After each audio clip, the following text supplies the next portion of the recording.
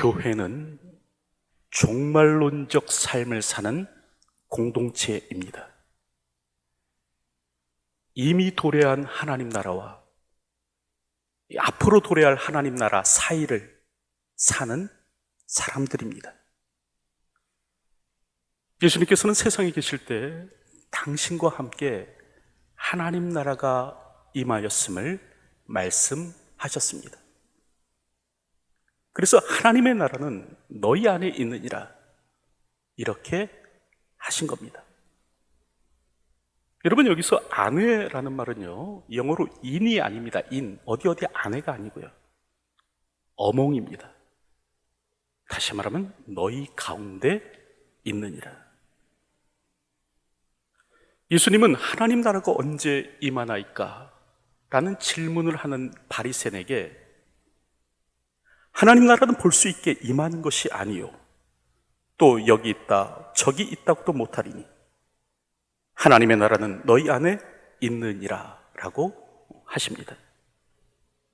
다시 말하면 이 말이 무슨 말이냐면, 이 무리 가운데 계신 예수님, 이 군중 가운데 계신 예수님과 함께 하나님 나라가 임하셨음을 말씀하여 주시는 것입니다. 그러나 이것이 곧 하나님의 나라의 완성은 아닙니다. 여러분, 하나님 나라의 완성은 예수 그리스도의 재림을 통하여 이루어질 것입니다. 예수님께서 이 땅에 다시 오시는 그날 하나님 나라는 완성될 것입니다.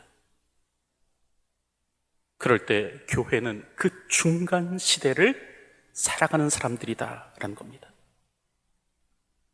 하나님 나라의 도래와 하나님 나라의 완성 사이를 산다는 것이죠. 여러분, 이 말을 조금 달리 표현하면 종말론적 삶을 사는 공동체라고 할 수 있습니다. 그럴 때 예수님께서는 이처럼 종말론적 삶을 사는 교회를 위하여 이 마지막 때에 일어날 일에 대해서 말씀하여 주셨습니다. 특별히 그것이 마가복음 13장에 기록되어 있는데, 여러분, 우리가 알다시피 이 마가복음 13장에는 종말에 관한 교훈이 나옵니다. 예수님께서 십자가를 지시기 전 감람산에서 제자들에게 하셨던 이 마지막 때에 관한 그 교훈이 나오는 것이죠. 그때 예수님께서는 뭐라고 말씀하셨는가? 멸망에 가증한 것이 서지 못한 곳에 선 것을 보거든. 여러분, 그렇게 말합니다. 멸망에 가증한 것이 서지 못할 것에 선 것을 보거든. 여러분, 이 말씀은 다니엘서의 인용입니다. 특별히 다니엘서 12장 11절의 말씀의 인용인데, 다니엘서 12장 11절을 보면 매일 드리는 제사를 폐하며 멸망하게 할 가증한 것을 세울 때부터 1290일을 지낼 것이요 라고 말씀합니다. 여러분, 다니엘이 예언할 때 무엇을 예언하는가? 매일 드리는 제사가 폐하여질 것이다. 그리고 멸망하게 할 가증한 것이 세워질 것이다. 그런 예언을 하는 겁니다. 여러분, 그럴 때 이 예언은 헬라의 왕이었던 안티오쿠스 4세 때 성취됩니다. 이 안티오쿠스 4세가 예루살렘을 침공해와 이 사흘 만에 8만 명을 죽이고 매일 드리는 제사와 안식일과 유월절과 할례를 금지시킵니다. 그리고 이 예루살렘 성전에 멸망에 가증한 것, 즉 다시 말하면 제우스의 신상을 세우고 유대인들이 가증히 여기던 이 돼지를 잡아 그 피로 제사케 한 것입니다. 여러분, 이처럼 다니엘의 예언은 약 370년 후 이 안티오쿠스 4세 때 성취되는데, 근데 예수님께서는 그때만이 아니라는 거예요. 세상 끝날에도 이와 같은 일이 있을 것이다 말씀한 겁니다.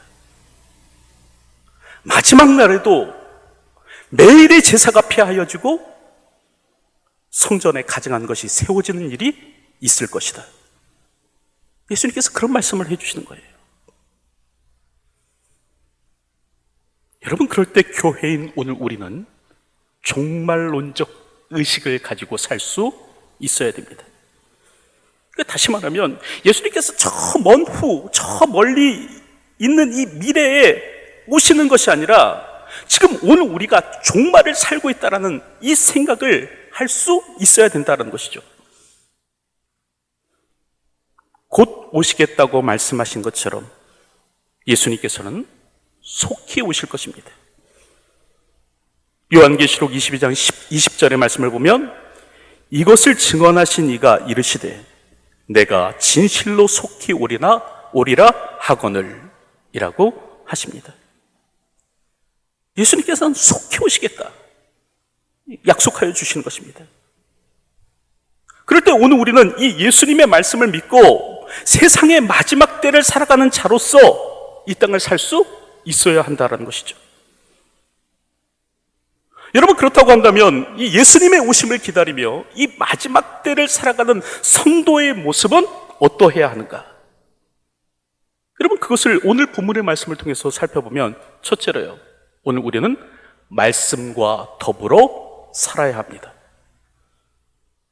여러분, 그것이 2절 말씀에 기록되어 있는데 2절을 보면 곧 그 통치 원년에 나 다니엘이 책을 통해 여호와께서 말씀으로 선지자 예레미야에게 알려주신 그 연수를 깨달았나니 곧 예루살렘의 황폐함이 70년 만에 그치리라 하신 것이니라. 여러분, 다니엘이 지금 거룩한 책을 통해서 하나님의 뜻을 깨달았다라는 겁니다. 물론 이때는 오늘 우리가 가진 것과 같은 이 정경으로서의 성경은 존재하지 않았습니다. 하지만 이 출애굽 때부터 이 모세가 선포하고 기록한 그 말씀은 권위 있는 하나님의 말씀처럼 여겨졌습니다. 그리고 선지자의 글도 전달됐죠. 그래서 다니엘은 예레미야의 예언도 읽은 겁니다. 여러분, 이처럼 다니엘은 거룩한 책을 읽으며 살았다는 거죠. 그럴 때 하나님께서는 예레미야의 말씀을 통해, 예레미야에게 하신 말씀을 통해서 이제 70년의 기한이 차면 포로 생활에서 해방될 것이다 라는 것을 다니엘로 하여금 깨닫게 하십니다. 예레미야 25장 11절의 말씀을 보면 이 모든 땅이 폐허가 되어 놀랄 일이 될 것이며 이 민족들은 70년 동안 바벨론의 왕을 섬기리라 라고 하십니다. 그러니까 이 바벨론의 포로 생활은 70년이다 라는 것이죠. 이 70년의 기한이 되면 이 예루살렘의 회복이 있을 것이다. 여러분, 이걸 이제 다니엘이 말씀을 통해서 깨달아 알았다라는 것이죠. 여러분, 이처럼 다니엘은 어떤 삶을 살았는가? 말씀을 통하여 하나님의 뜻을 깨닫는 삶을 살았습니다. 여러분, 마지막 때 어지럽고 혼란한 시기, 이 낯선 시대를 살아가는 사람들에게 있어서 필요한 것은 뭐냐면 하나님의 말씀이에요. 오늘 우리는 하나님의 말씀을 붙잡고 하나님의 말씀을 통하여 시대를 분별하며 하나님의 말씀을 통하여 그분의 뜻을 깨닫고 하나님의 말씀을 통하여 삶의 기준을 세우며 이 땅을 살 수 있어야 하는 것입니다. 특별히 이 마지막 때는 여러분, 모든 것이 혼란스럽고 혼미스러울 것입니다. 이 옳고 그름의 기준이 모호하여 사람들이 우왕좌왕할 것입니다. 사람들이 어떻게 행할 바를 알지 못하여 갈짓자 걸음을 걸을 것입니다. 여러분, 그럴 때 하나님의 사람인 오늘 우리는 말씀을 통하여 시대를 읽고 말씀을 통하여 그분의 뜻을 분별하며 하나님의 말씀을 나의 삶의 기준으로 삼고 살 수 있어야 하는 것입니다.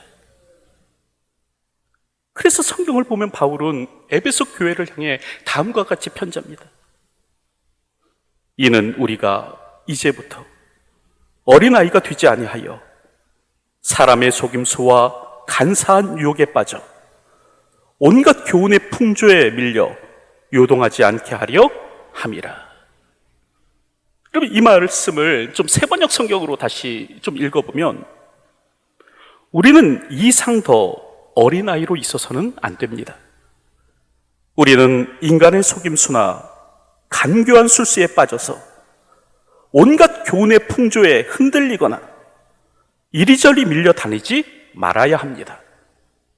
그렇게 번역하고 있습니다. 그러니까 온갖 교훈의 풍조에 밀려 다녀서는 안 된다. 이리저리 흔들려서는 안 된다. 그런 말씀을 하는 것이죠. 여러분, 그런데 언제 오늘 우리가 사시나무처럼 흔들리며 이 풍랑 속의 배처럼 온갖 세상의 풍조에 이리저리 떠밀리면서 살게 되는가? 바로 하나님의 말씀을 멀리할 때 그렇게 됩니다. 하나님의 말씀과 더불어 살지 못할 때 그렇게 되는 거죠. 하나님의 말씀을 내 삶의 기준으로 삼지 못할 때 그런 일이 일어납니다. 여러분, 원칙이 없으면 헤매게 되어 있습니다. 그래서 리더십의 대가죠, 세계적인 권위자 스티븐 커비가 원칙 중심의 리더십을 이야기한 것이에요. 리더에게 있어서 정말 중요한 것이 무엇인가? 분명한 원칙이다라는 겁니다. 우리가 세상 일을 통제하는 것이 아니라 원칙이 통제한다. 우리는 자신의 행동을 통제하지만 이런 행동의 결과는 원칙이 통제한다. 여러분, 그런 말을 하는 거예요. 이처럼 그는 이 원칙 중심의 삶을 말하는데, 여러분, 오늘 우리는 분명한 원칙을 가지고 살 수 있어야 됩니다. 어제 옳은 일이 오늘에는 또 그런 일이라고 하거나, 오늘 틀린 일을 또 내일은 맞다고 주장해서는 안 된다는 거죠. 사람에 따라서 그 원칙이 적용되고 또 적용되지 않고 하는 일이 있어서는 안 된다는 겁니다. 만약 그렇게 살면 길을 잃게 된다는 거예요. 우리에게는 분명한 삶의 원칙이 있어야 됩니다. 그리고 그 삶의 원칙을 성경에서 끄집어낼 수 있어야 된다. 영원한 진리이신 하나님의 말씀에서 찾아야 한다는 겁니다. 이 땅에 많은 사람들이 이 분명한 원칙을 갖지 못하고 살다 보니까 여러분, 세상 풍조에 떠밀리는 거예요. 그러다가 결국 무너집니다. 남에게는 적용하되 자신에게는 적용치 않는 원칙을 가지고 살아가다 보니까 어긋나 딴 길로 가곤 하는 것이죠. 여러분, 그 로또라는 말 아시죠? 이 로또가 이탈리아어로는 행운이라고 합니다. 이 로또에 당첨될 확률이 이 살면서 2번 벼락 맞을 확률과 같다고 합니다. 그러니까 아직도 한 번도 이렇게 벼락 맞지 않으신 분은 로또를 사셔서는 안 됩니다. 쓸데없는 희망이에요. 부질없는 기대예요. 그럼에도 불구하고 간혹 이제 로또에 당첨되는 사람들이 있곤 하죠. 지난 2003년 역대 두 번째로 높은 액수인 242억에 당첨된 사람이 있었습니다. 여러분, 그런데 그 사람이 불과 10여 년 만에 사기 혐의로 구속됩니다. 그리고 전 재산을 탕진하는 데는 5년밖에 걸리지 않았다는 거예요. 로또에 당첨된 후 그는 22억짜리 고급 아파트를 두 채나 삽니다. 그리고 각종 사업과 주식에 투자를 하는데 결국 이제 그게 다 실패로 끝나게 되는 것이죠. 그리고 이제 이혼까지 하게 됩니다. 그러던 중 인터넷을 통해서 만나게 된 여성에게 돈을 빌리게 되고 이를 갚지 못하자 이제 사기 혐의로 고소당한 겁니다. 이 3년 동안 도망 다니다가 결국 경찰에 붙잡히고 말았더라. 여러분, 그런데 이런 예가 비일비재하다는 거예요. 그래서 로또의 저주라는 말까지 생겼습니다. 여러분, 그렇다고 한다면 왜 이 같은 일이 일어나는 것일까? 왜 일확천금을 쥐어도 사람은 10년 버티기가 힘든 것인가? 왜 행운이 오히려 저주가 되는 일이 일어나는가? 여러분, 까닭은 분명한 원칙이 없기 때문에 그렇습니다. 어린아이와 같이 온갖 속임수와 술수에 빠져 이리저리 흔들리기 때문에 그런 것이죠. 행운이 저주가 되지 않으려면 오늘 우리에게는 분명한 원칙이 있어야 됩니다. 그리고 그러한 원칙은 세상의 교훈에서 끌어내는 것이 아니라 하나님의 말씀에서 나올 수 있어야 된다는 것이죠. 여러분, 말씀의 기준이 없는 사람은 흔들립니다. 하나님의 말씀을 붙잡지 못하면 넘어져요. 그래서 시편 1편을 보면 시인은 그렇게 말하죠. 그는 시냇가에 심은 나무가 철을 따라 열매를 맺으며 그 잎사귀가 마르지 아니함 같으니 그가 하는 모든 일이 다 형통하리로다. 하나님의 말씀을 붙드는 자는 이 뿌리 깊은 나무처럼 흔들리지 않는다는 거예요. 하지만 악인들은 그렇지 아니함이요 오직 바람에 나는 겨와 같도다.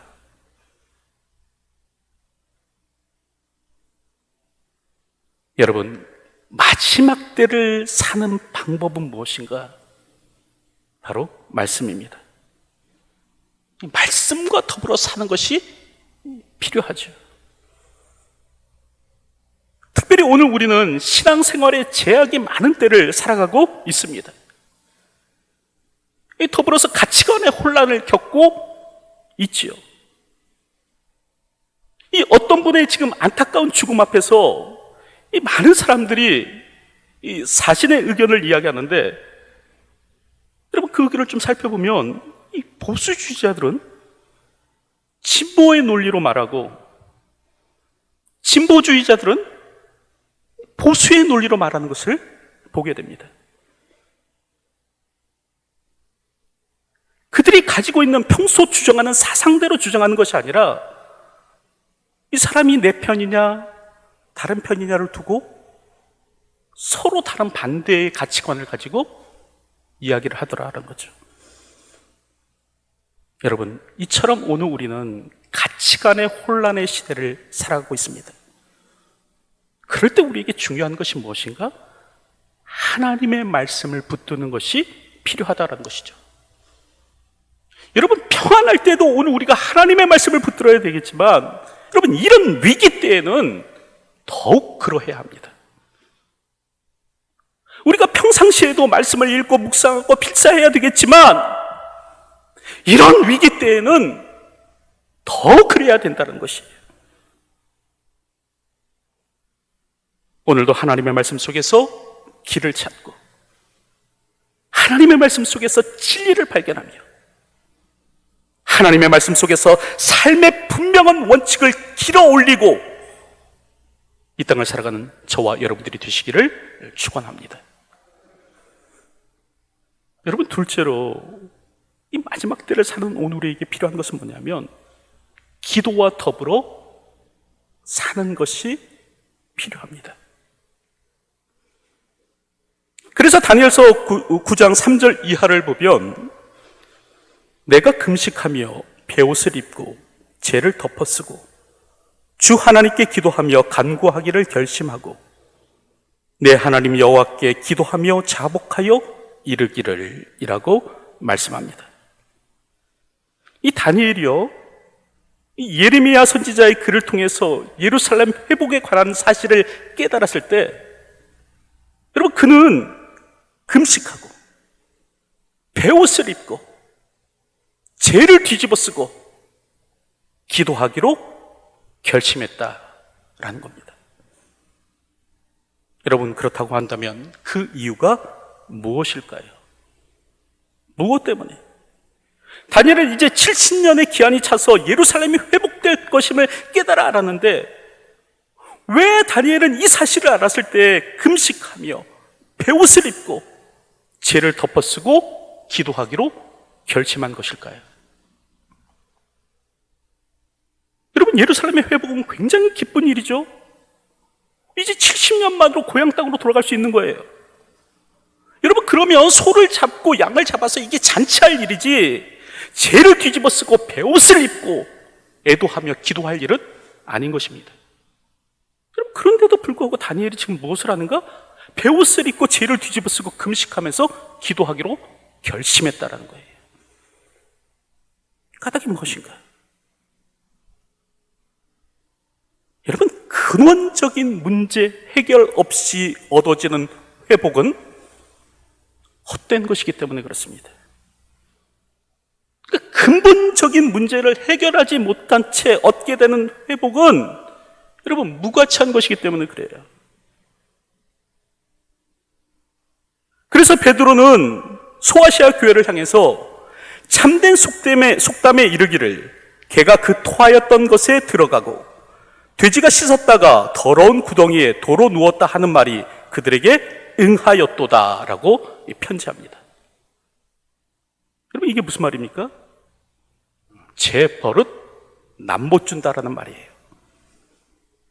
여러분, 돼지는 아무리 깨끗하게 씻겨놔도 그 본성이 바뀌지 않는 한 진흙탕으로 돌아가게 되어 있습니다. 아무리 비누로 깨끗이 씻기고 좋은 옷을 입히고 향수를 뿌려줘도 여러분, 그 본성이 변하지 않으면 돼지는 진흙탕으로 돌아가는 거예요. 그런데 베드로 사도는 사람도 이와 같다라고 하는 겁니다. 지금 베드로 사도는 이와 같은 속담을 인용하면서 그들에게 응하였도다. 그럼 다시 말하면 사람도 그와 같다. 그런 말씀을 하는 겁니다. 여러분, 이처럼 근본적인 변화 없이는 본연의 상태로 쉽게 돌아갑니다. 이 뿌리째 바뀌지 않고서는 옛 행태를 반복하기 십상이라는 거죠.